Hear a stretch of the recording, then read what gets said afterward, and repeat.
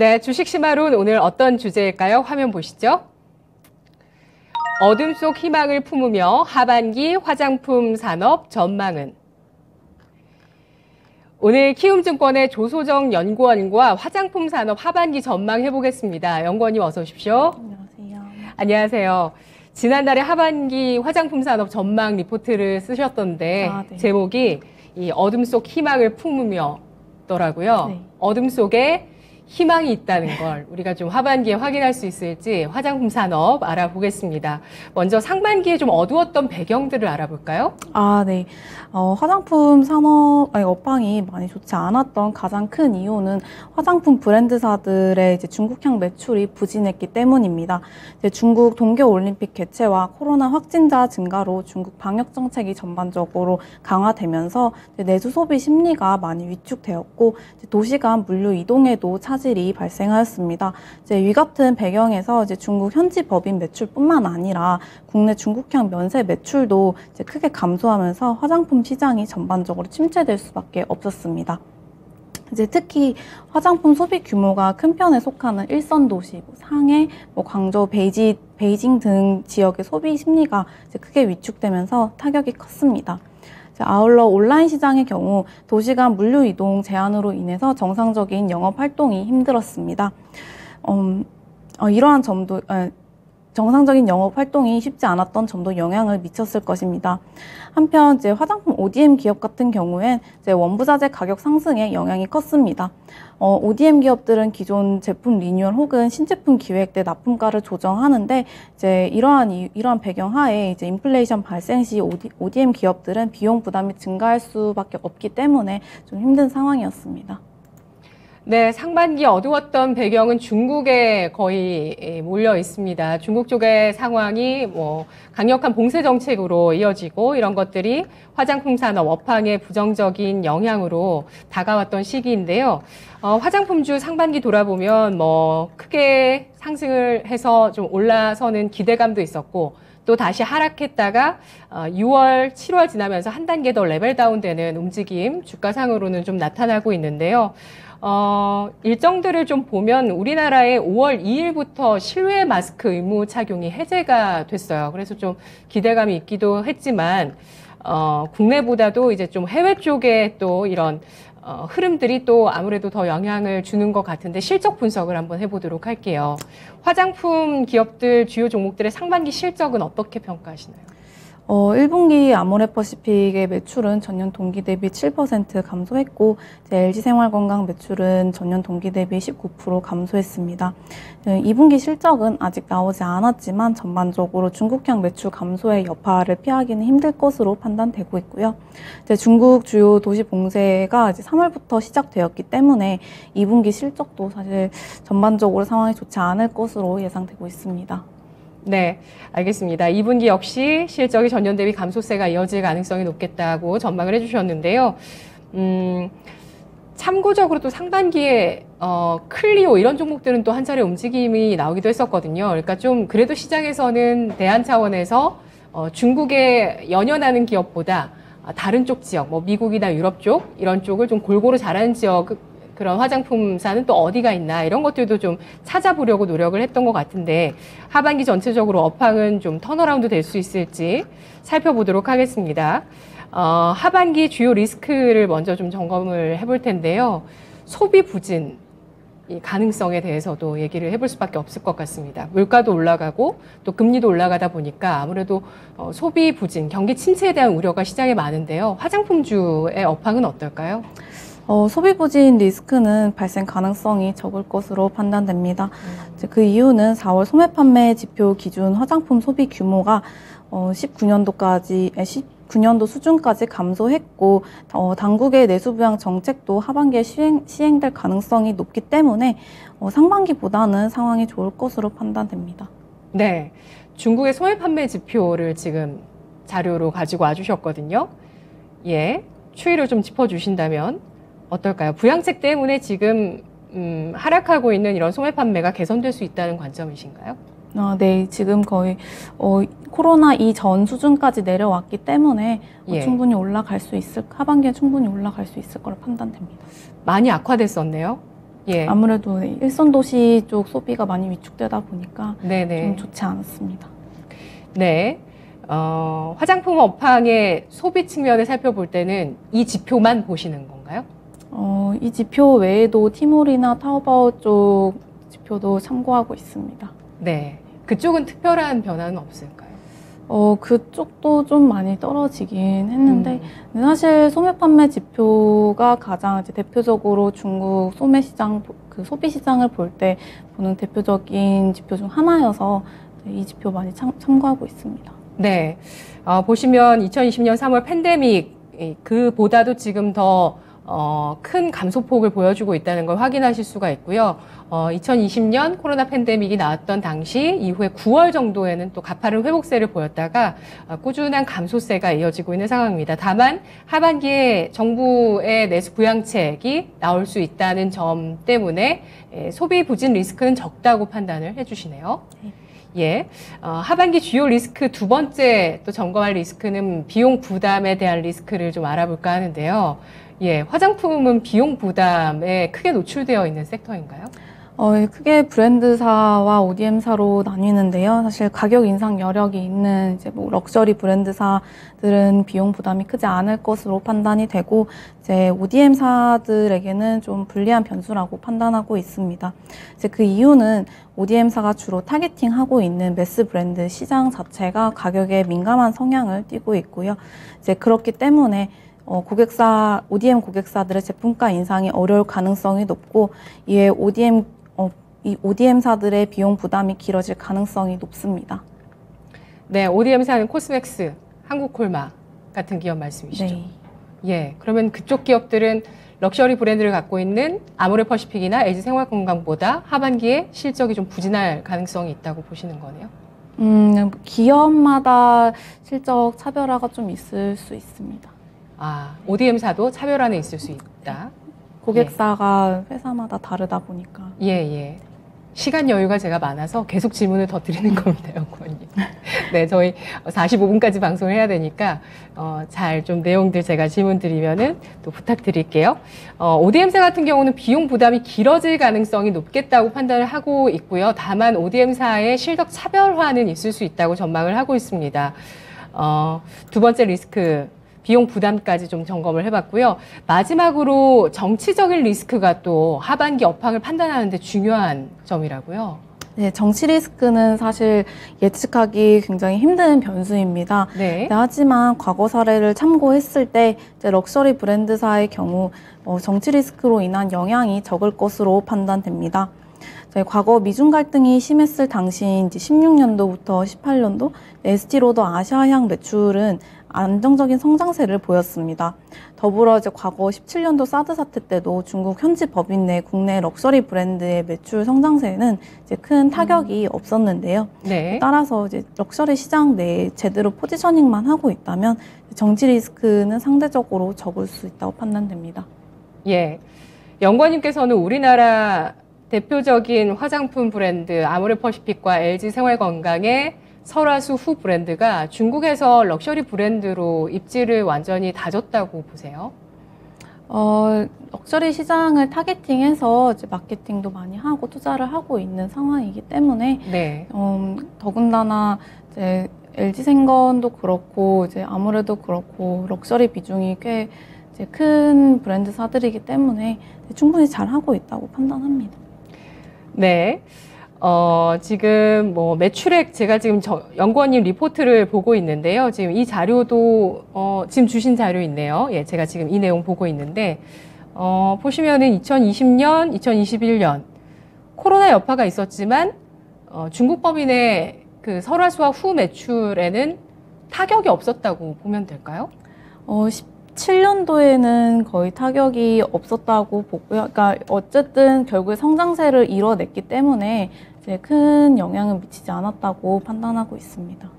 네, 알겠습니다.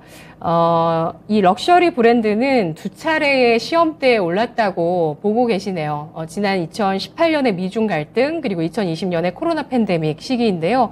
그때를 거치면서 이 양사가 매출액을 꾸준하게 늘려왔다는 점에서 그래도 럭셔리 브랜드로서 중국 내에 어느 정도 입지를 차지하고 있다는 그런 것들을 이 그래프를 통해서 확인할 수 있는 것 같습니다. 그렇다면 이런 어둠을 거치고 이제 하반기에는 화장품 산업이 희망을 가져볼 만한 섹터가 될지, 화장품주 투자하시는 분들 뭐 이 섹터 말고도 마찬가지시겠지만, 다른 섹터도 마찬가지시겠지만 지금 뭐 워낙 주가가 계속 빠지고 있다 보니까요. 희망을 가져볼 수 있을까? 화장품 산업에 대해서도 좀 근거를 확인해 봐야 될 것 같아요. 연구원님 어떻게 보세요? 사실 올해 상반기 화장품 시장을 우울하게 만들었던 이제 주요 변수들은 사실 하반기에도 네. 이제 좀 여전히 시장 내 리스크로 남아있을 가능성이 높습니다. 하지만 소비 부진, 뭐 인플레이션, 정치 등 다양한 리스크를 이제 검토했을 때 만약 화장품 산업에 투자를 하신다면 이제 리스크가 상대적으로 적을 것으로 예상되는 이제 럭셔리 브랜드사에 대한 투자를 추천드립니다. 네. 알겠습니다. 그 소비 변수 가운데서 특히 주목하는 일정이 있으시더라고요. 리포트를 보니까 6.18 행사에 대해서도 네. 주목을 하시던데요. 6.18 행사가 화장품 기업의 매출에 큰 영향을 주는 행사인가요?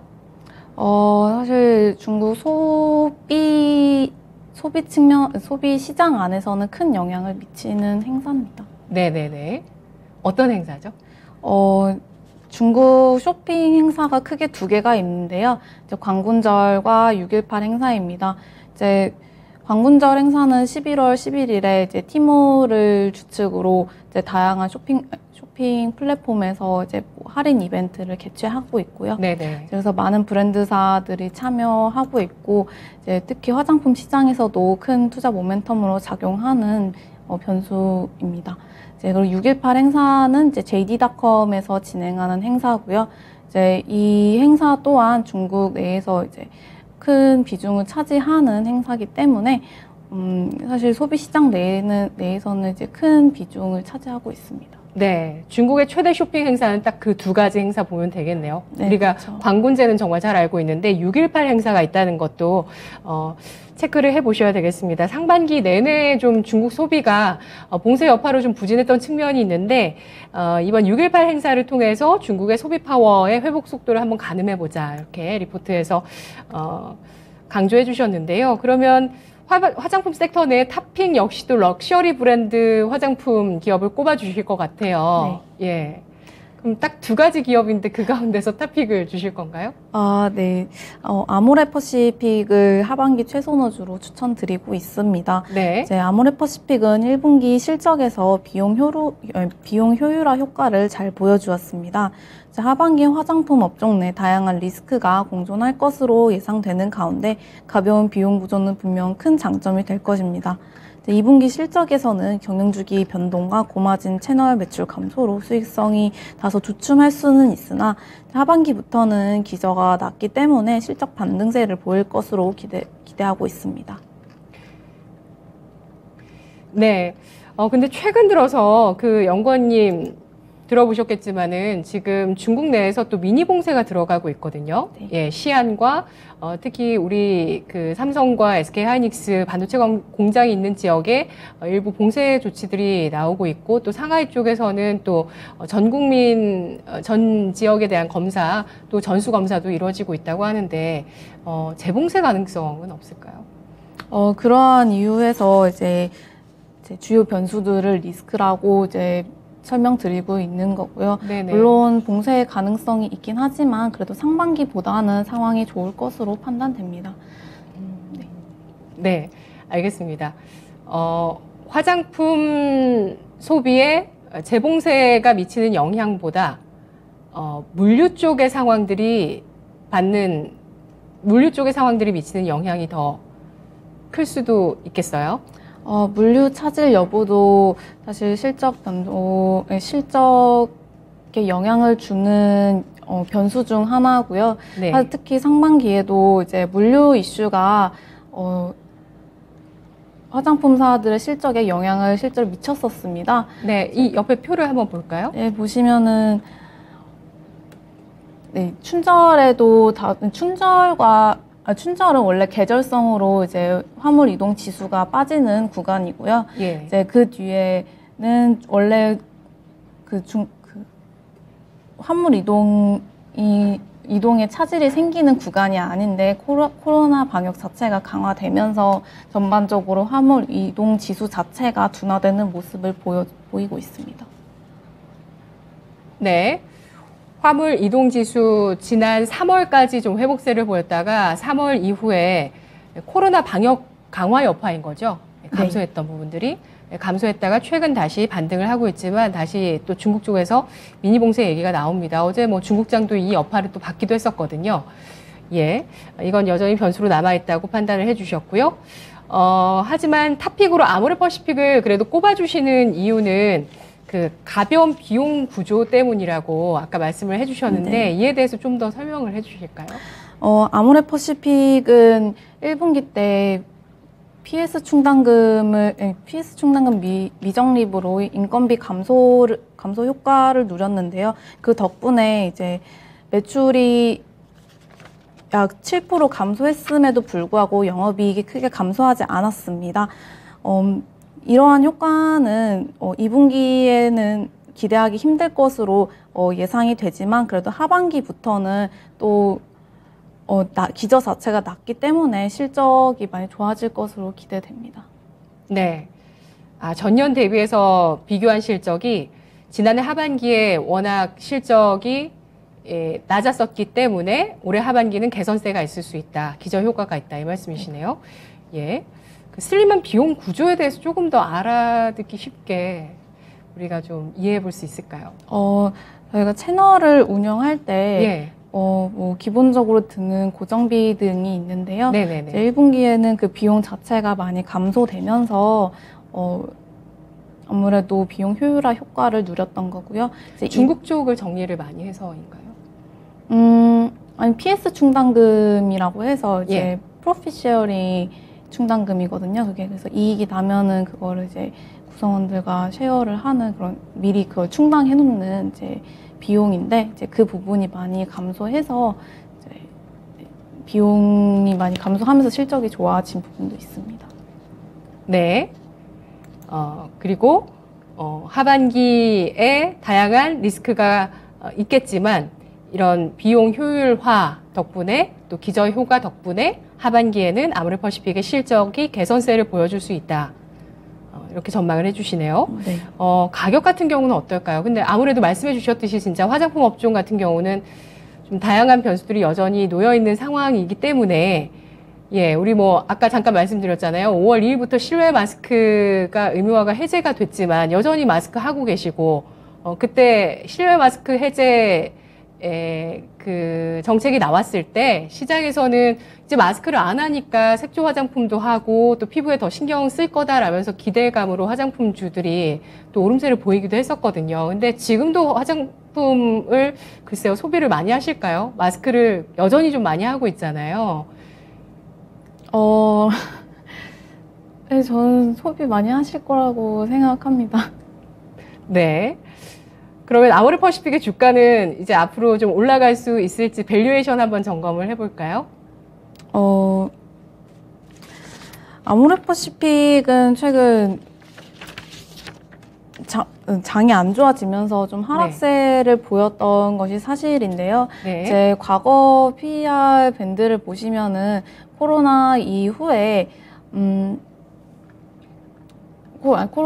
럭셔리 화장품 소비가 전반적으로 증가하면서 PER 밴드도 함께 상승했습니다. 이제 그 이후에 이제 중국 소비가 많이 위축되면서 다시 많이 하락하는 모습을 보이고 있는데요.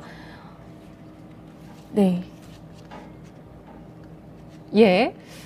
지금 자료로 주신 내용 중에서는 또 전체적인 실적 말고도 럭셔리 화장품 쪽의 매출 추이와 온라인 매출 추이, 그리고 면세점 매출 추이, 중국 법인 매출 추이 이렇게 자료를 주셨거든요. 이 가운데서 중요한 거 한번 짚어볼까요?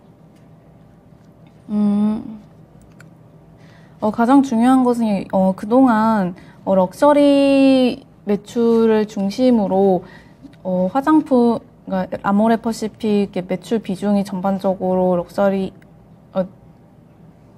럭셔리 매출 자체가 전반적으로 많이 증가했다는 점이고요. 그 외에도 이제 온라인 시장도 온라인 부문도 많이 이제 키우면서 온라인 매출도 전반적으로 성장하고 있는 모습을 보이고 있습니다. 네. 자, 아모레퍼시픽의 주가를 좀 살펴보겠습니다. 현재 13만 5,500원 선에 거래가 되고 있는데요. 최근 들어서 12만 4,500원 선까지 떨어지기도 했었던 그 주가입니다. 아모레퍼시픽 현재 주가 한번 볼게요. 네, 12만 4,500원이 최근에 기록했었던 52주 신저가였고요. 그리고 이 선을 기준으로 해서 지금 바닥을 잡아 나가는 모습입니다. 하지만 주가를 보시면 이게 장기적인 추세로 보시면은 작년 6월부터 지금까지 꾸준한 하락 추세가 이어지고 있는 모습이고요. 이 추세를 탈피할 수 있는 움직임이 하반기에 나올 수 있을 것인지 아모레퍼시픽의 투자 의견 매수 그리고 목표가를 20만 원으로 주셨거든요. 예. 아모레퍼시픽의 목표 주가 20만 원. 네, 이후에 하향 조정했습니다. 아, 하향 조정하셨어요? 네. 아, 이거 지난달 리포트거든요. 네. 예. 얼마까지 하향 조정하셨죠? 제가 17만 원이었나 18만 원 예. 정도까지 하향 조정. 하향 조정 근거는 뭐였죠? 하향 조정을 했던 이유는 아무래도 2분기 실적이 고정비 부분에서 감축 효과가 좀 더 적을 거라고 판단을 해서 더군다나 이제 수익성도 아무래도 고마진 채널 매출이 감소하다 보니까 2분기 예. 실적에 대한 하향 조정을 진행했고요. 더군다나 최근에 화장품 산업 멀티플 자체가 많이 줄어들면서 예. 이제 그 부분을 반영했습니다. 화장품 산업의 멀티플 하향의 이유는 뭔가요? 아무래도 네. 우리나라 화장품 브랜드사들이 중국 시장에 노출도가 굉장히 높은 편인데, 네. 그 시장 자체가 최근에 많이 위축이 되고, 더군다나 뭐 코로나 때문에 리스크가 워낙 확대되다 보니까 이제 멀티플 자체가 많이 줄어든 경향이 있습니다. 예. 6.18 행사가 진짜 주요한 포인트가 되겠네요. 이때 한번 화장품 매출 잘 봐야 될 것 같아요. 그렇죠? 네. 예. 멀티플의 하향 조정의 원인은 중국의 소비 부진이라고 합니다. 멀티플, 그러니까, 곱하는 밸류에이션을 하향 조정했고요. 그리고, 전체적으로 목표 주가를 하향해서 20만 원에서 17만 원으로 낮춰 잡은 이유 가운데 또 가장 큰 이유는 바로 고정비 부담이라는 점 꼽아주셨습니다. 탑픽으로 아모레퍼시픽을 꼽아주셨고요. 그래도 시간이 또 있습니다. 연구원 시간이 남네요. 그래서 차선호주를 좀 알아볼까 하는데. 아, 네. 예. 차선호주로 LG생활건강을 뽑았고요. 예. 이제 그 이유는 LG생활건강 또한 이제 럭셔리 시장 내에서 이제 큰 활약을 하고 있는 브랜드사 중 하나이기 때문에 이제 선정하였습니다. 그 외에도 과거 사례를 보았을 때 LG생활건강 같은 경우에 중국 매크로 이슈로 많이 반등을 하는 모습 보여서 아무래도 이제 단기적으로 매수 관심을 두시는 분들한테는 추천드리고 있습니다. 네, 단기적인 관점에서 접근할 수 있는 종목이 되겠군요. LG생활건강의 목표가는 얼마까지 보시는 거죠? LG생활건강 목표가 80만 원으로 설정했습니다. 예. 현재보다 한 10만 원도 채 여력이 없습니다. 그렇죠? 예, 현재 70만 원, 71만 원대의 주가 움직임 보이고 있습니다. 오늘 그래도 화장품주 좀 저가 매수세 들어오고 있어서 화장품주는 전체적으로 좀 상승을 하고 있고요. 결국에 중요한 것은 중국 내의 소비 심리와 또 중국의 소비 부양 정책이 될 것 같아요. 그래서 마지막 마무리로 중국의 소비 부양 정책에 대해서 좀 살펴볼까 하는데요. 지역별로 중국 소비 부양 정책에 대해서 리포트에 실어 주셨더라고요. 네. 예. 효과 있을까요? 이 소비 부양책? 아무래도 소비 쿠폰을 많이 이제 뿌리고 이제 규모 자체가 몇십억 위안씩 되다 보니까 이제 소비 부진 자체를 좀 진작시키는 데는 좀 많은 도움이 될 것으로 판단하고 있습니다. 예. 지금 보니까요. 선전시가 총 5억 위안 규모의 소비 부양책을 준비하고 있습니다. 쇼핑, 외식, 문화체육, 여행, 소비 쿠폰, 디지털 화폐 발행, 같은 이런 소비 부양 정책을 준비하고 있고요. 그리고 규모로 봤을 때 광시성이 10억 위안 이상으로 준비를 하고 있어서 이 광시성의 소비 부양 정책 규모가 좀 큰 상황입니다. 이 밖에 리포트에 실어주신 지역 같은 경우 하얼빈시, 광저우시, 청두시, 하이난성, 장시성, 구이저우성 등의 중국의 각 지역의 소비 부양책에 대해서 주목을 해주셨는데요. 마지막으로 화장품주에 대해서 전체적인 투자 의견에 대해서 정리하면서 마무리를 해볼게요. 지금 시점에서 매수 관점으로 보시겠어요? 아니면은 중립의 의견으로 보시겠어요? 목표가는 최근에 하향 조정을 이렇게 해주셨는데 투자 의견 어떠신가요? 투자 의견 제가 아무래도 제 최선호주라고 선정했던 아모레퍼시픽을 추천드리고요. 제가 아까 이유는 말씀드렸듯이 이제 아무래도 화장품 산업 자체 내 불확실성이 굉장히 짙어지고 있기 때문에 네. 이제 비용 효율화 효과를 이제 하반기에도 누릴 수 있고 기저도 낮아서 이제 실적 반등이 기대되는 주식을 추천드리고 있습니다. 네, 알겠습니다. 오늘 분석 여기까지 함께 해봐야 될 것 같은데요. 오늘 화장품 산업에 대한 하반기 전망 함께 들어봤습니다. 가장 중요한 화장품 산업의 주요 변수 가운데 첫 번째로 소비를 꼽아주셨고요. 그리고 두 번째로는 인플레이션, 비용, 그리고 세 번째로는 정치 변수를 꼽아주셨는데요. 이러한 변수를 종합했을 때 하반기에는 중국의 소비 개선세가 가장 중요하다는 판단을 하고 있습니다. 그러면서 아직은 지금 소매 판매 지표로 봤을 때 소비 심리가 개선됐다고 보기는 어렵지만 소비 부양책에 따라서 중국의 소비가 하반기에 개선될 수 있을지가 또 중요한 대목이 될 수 있겠고요. 그런 가운데 럭셔리 브랜드로 현재 그래도 그 명맥을 잘 유지하고 있다는 판단을 해주셨네요. 아모레퍼시픽과 LG생활건강에 대해서 최선호주와 차선호주로 이 두 종목을 꼽아주셨습니다. 오늘 분석 여기까지 듣도록 할게요. 고맙습니다. 네, 키움증권의 조소정 연구원과 함께 하반기 화장품 산업에 대해서 확인해봤습니다. 지금까지 투자 판단에 도움드릴 수 있는 내용들 확인해봤고요. 다만 주가의 상승과 하락을 보장하지 않는다는 점 유의해 주시기 바라겠습니다. 현재 양대 시장 하루 만에 반등, 그래도 어제보다 더 큰 반등을 보여줘서 어제 고점을 넘기는 그런 움직임을 보여주고 있는데요.